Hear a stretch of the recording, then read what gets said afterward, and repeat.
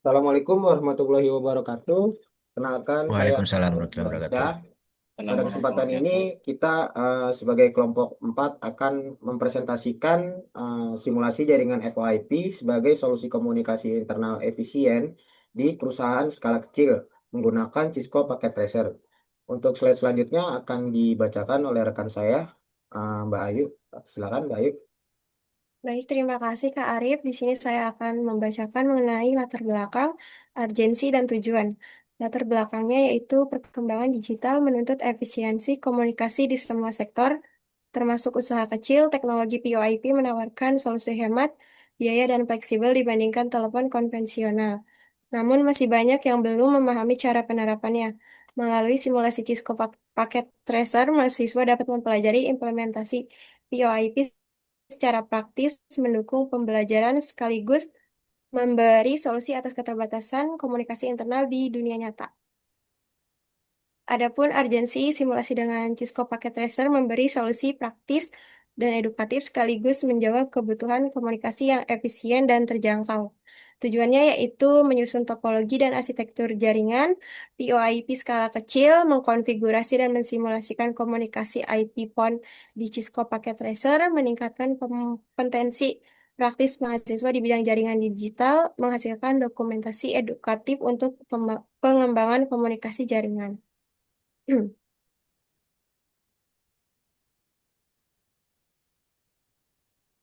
Adapun bidang fokus dan bidang prioritas. Bidang fokus yang dipilih di sini yaitu produk rekayasa. Bidang fokus produk rekayasa keteknikan mencerminkan keinginan untuk berkontribusi dalam inovasi teknologi, pemenuhan kebutuhan industri, dan pembangunan ekonomi berbasis teknologi. Untuk bidang prioritas, di sini yang dipilih itu mengenai kecerdasan buatan.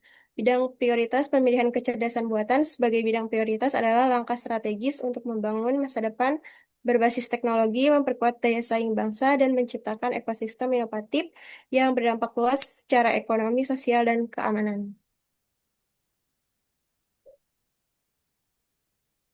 Adapun kontribusi dan manfaat SDG atau Sustainable Development Goals.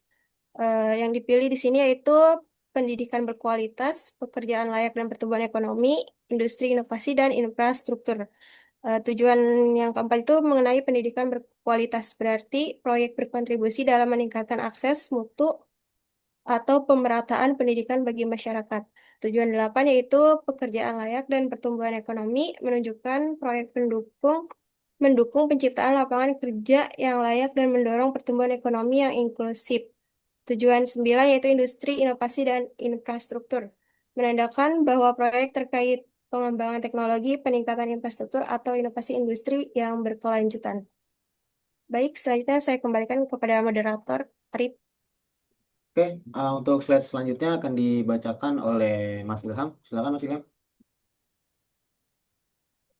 Untuk selanjutnya yaitu tahap kontribusi dan manfaat Astacita, yang mana ada beberapa tujuan, yaitu yang pertama untuk penerapan jaringan VoIP dapat memperkuat akses komunikasi yang lebih luas, terjangkau dan aman bagi masyarakat, yang mendukung hak atas informasi dan kebebasan berpendapat dalam sistem demokrasi. Ini sejalan dengan nilai-nilai Pancasila dan juga hak asasi manusia. Kemudian tujuan selanjutnya yaitu proyek VoIP ini dapat menciptakan peluang kerja di sektor teknologi informasi serta mendorong kewirausahaan digital. Dan selain itu, pembangunan infrastruktur komunikasi seperti jaringan internet mendukung konektivitas dan transformasi digital nasional. Dan tujuan berikutnya yaitu teknologi VoIP dapat mendukung pendidikan jarak jauh, telemedicine, kemudian inklusi digital yang meningkatkan kualitas sumber daya manusia. Akses komunikasi yang setara juga memberikan peluang partisipasi yang lebih luas bagi kelompok rentan dan marginal. Kemudian metodenya yaitu yang digunakan yang pertama ada studi literatur dan yang kedua perancangan topologi jaringan. Kemudian yang ketiga konfigurasi jaringan VIP tersebut. Kemudian yang keempat kita melakukan uji simulasi dan atau uji coba dengan VIP. Kemudian yang kelima yaitu melakukan dokumentasi dan evaluasi dari pengembangan VIP tersebut. Kemudian ada pun diagram atau flowchart yang kita bangun, yaitu untuk pengembangan VoIP. Pertama kita mulai dulu, kemudian kita melakukan studi literatur terhadap implementasi VoIP yang akan kita bangun. Kemudian setelah kita melakukan studi literatur, kemudian kita akan melakukan perancangan topologi jaringan VoIP yang akan kita bangun. Nah, setelah proses perancangan topologi yang selesai, kita melakukan konfigurasi untuk jaringan VoIP-nya serta telepon VoIP. Kemudian kita melakukan simulasi dan penguji cobaan dengan IP PON tersebut, yang mana decision-nya ada apakah panggilan itu berhasil.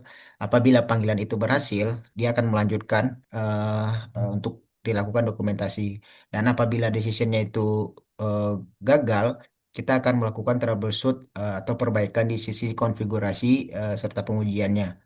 Kemudian setelah berhasil, kita akan melakukan tahap dokumentasi dan melakukan penyelesaian di implementasi VIP tersebut. Kemudian saya kembalikan ke moderator Mas Arief. Oke, slide selanjutnya dibacakan oleh Mas Bahami. Silakan Mas. Baik, terima kasih. Selanjutnya saya akan menjelaskan tentang prosedur kegiatan langkah-langkahnya sebagai berikut. Yang pertama yaitu pengumpulan referensi, yaitu berupa artikel ilmiah, buku, dokumentasi Cisco. Yang kedua, pembuatan topologi, yaitu berupa router, switch, server, IP phone, dan PC. Kemudian yang ketiga, konfigurasi teleponi, yaitu berupa DHCP, VLAN, dialer, headphone DN. Kemudian yang keempat, pengujian simulasi, yaitu cek registrasi IP phone dan lima troubleshooting, debug CLI atau command line interface jika konfigurasi gagal. Kemudian yang terakhir, penyusunan laporan, yaitu berupa dokumentasi, konfigurasi, dan hasil. Selanjutnya, yaitu indikator capaian target.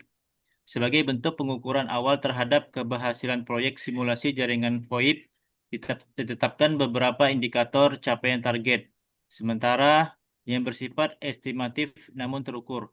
Yang pertama yaitu proyek ditargetkan mampu menghasilkan topologi jaringan yang lengkap, di mana seluruh perangkat virtual seperti router, switch, server, dan IP phone dapat saling terhubung dengan baik dalam lingkungan simulasi Cisco Packet Tracer.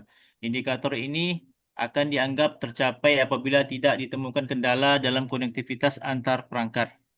Kemudian yang kedua, diharapkan konfigurasi layanan VoIP dapat berjalan dengan lancar. Registrasi IP PON ke sistem dan kemampuannya untuk melakukan panggilan dua arah menjadi fokus utama pada indikator ini.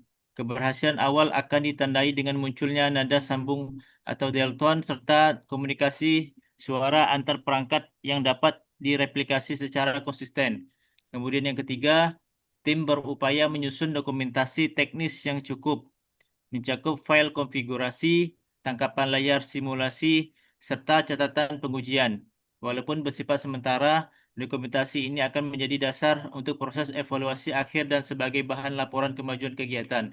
Kemudian terakhir, peningkatan pemahaman teknis dari anggota tim menjadi indikator dan material yang penting. Indikator ini akan dievaluasi berdasarkan sejauh mana masing-masing anggota dapat memahami dan menjelaskan proses konfigurasi serta alur komunikasi dalam jaringan VoIP secara mandiri. Nah, untuk sebelah kanannya ini ada sebuah diagram mulai evaluasi indikator sampai akan dievaluasi lanjut seperti di gambar. Kemudian lanjut. Nah, untuk peran anggota tim yaitu Mas Arief Nurdiansah selaku ketua tim, yaitu bertugas merancang topologi dan sebagai koordinator. Kemudian Mas Ilham Anugrah yaitu berperan sebagai konfigurasi jaringan. Kemudian saya Saribami Febriadi yaitu sebagai penguji simulasi dan troubleshooting. Dan kemudian terakhir Mbak Ayu Ningsih yaitu selaku dokumentasi dan penulisan laporan dan jurnal. Baiklah, selanjutnya saya kembalikan kepada Mas Arief. Oke, untuk slide selanjutnya silakan Mas Ilham. Baik, Untuk perancangan topologi jaringan VoIP ini kita menggunakan beberapa perangkat, yaitu yang pertama kita menggunakan router Cisco 2811, kemudian kita menggunakan satu switch Catalyst 2950, kemudian kita juga menggunakan 5 perangkat IP phone, yaitu IP phone-nya Cisco dengan tipe 7960, kemudian kita menggunakan 3 komputer atau PC. Yang mana dari topologi ini router itu berfungsi sebagai melakukan konfigurasi routing serta mengirimkan DHCP ke arah CME, yaitu Call Manager Express untuk IP phone tersebut. Kemudian nantinya switch ini akan menghubungkan ke semua perangkat yang terkoneksi dari eh, switch ke arah router ya. Yang mana switch itu sebagai penghubung antar masing-masing perangkat ke arah router. Kemudian IP phone yaitu media komunikasi antar karyawan dan juga PC admin yang digunakan untuk melakukan konfigurasi router ataupun switch dan juga memonitoring konfigurasi. Yang mana nantinya dia akan melakukan remote SSH ke router tersebut. Kemudian ada PC sebagai softphone, yaitu untuk digunakan karyawan tanpa IP phone fisik dan juga menggunakan sebuah aplikasi. Dan juga ada ya satu PC monitoring, yaitu server logging yang menyimpan log untuk monitoring, misalnya syslog, CDR, dan lain sebagainya. Kemudian untuk tahap konfigurasi teleponi, kita melakukan konfigurasi untuk mengaktifkan fitur teleponi service pada sebuah router. Pada router yang kita gunakan yaitu untuk mendefinisikan endpointnya dan dapat nomor extension yang dipakai oleh 6 IP phone tersebut.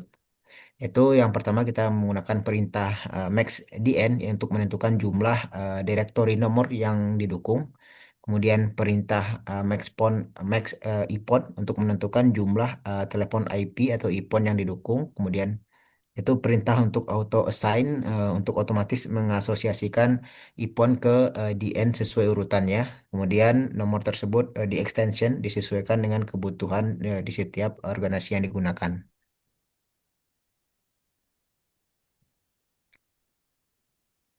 Kemudian selanjutnya untuk konfigurasi switch, VLAN dan juga voice VLAN-nya pada jaringan ini dibuat yaitu sebuah VLAN satu VLAN yaitu VLAN 10 yang berfungsi sebagai voice VLAN untuk IP phone, di mana konfigurasi ini akan memastikan bahwa IP phone dapat terhubung dengan benar ke router melalui VLAN yang telah dikonfigurasi.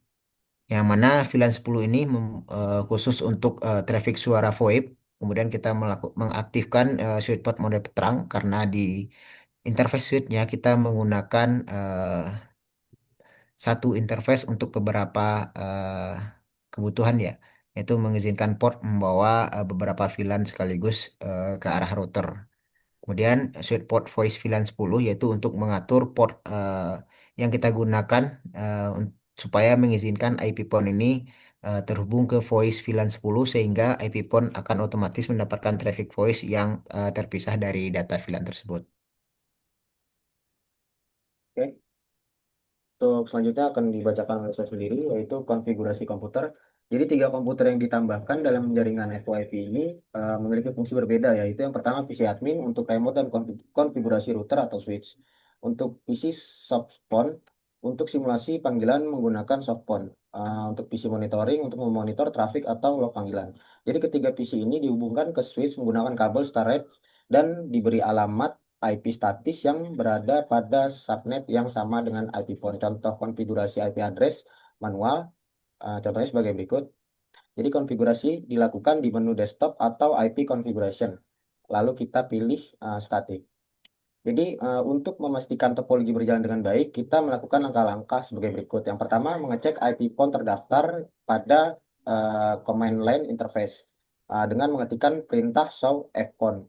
Jadi untuk ketika kita ketikkan perintah ini, pada command line interface ini akan terbaca, bisa dilihat di gambar yang sebelah kiri, di sini terbaca untuk iPhone 1 dengan apa namanya, dengan IP yang sudah tambahkan secara otomatis karena kita memilih jaringan ini DHCP ya, jadi bukan IP statis. Berbeda dengan komputer. Kalau komputer yang tadi kita memilih IP statis sebagai pemilihan IP-nya gitu. Jadi kita input manual.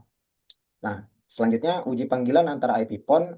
Di sini kita ambil contoh eh, untuk nomor handphone 16 menelpon apa namanya? Menelpon ke nomor handphone 27 selanjutnya dan seterusnya. Untuk hasil daripada uji coba ini semua panggilan berhasil dan suara terdengar terdengar jelas dan stabil, lalu tidak ada error atau paket loss yang signifikan. Jadi di sini saya juga akan mempresentasikan sedikit terkait topologi jaringan yang sudah kita buat sama-sama ini. Jadi di sini untuk IP PON yang pertama dengan nomor yang 16 ini akan memanggil ke IP PON yang kedua dengan nomor tujuan 27. Sini kita tes. Nah, bisa kita lihat di sini untuk IP PON yang kedua ini yang numbernya 27 itu menerima panggilan dari IP PON 16. Nah, kita angkat di sini sudah berhasil connect. Oke, mungkin sekian itu saja untuk presentasi kita kali ini. Ada yang mau ditambahin? Mbak Ayu, Mas Bahmi, atau Mas Ilham? Cukup, Mas Arif. Cukup. Cukup, Mas. Oke. Oke, sekian saja dari kita kelompok 4. Wassalamualaikum warahmatullahi wabarakatuh. Waalaikumsalam Waalaikumsalam warahmatullahi wabarakatuh. warahmatullahi wabarakatuh.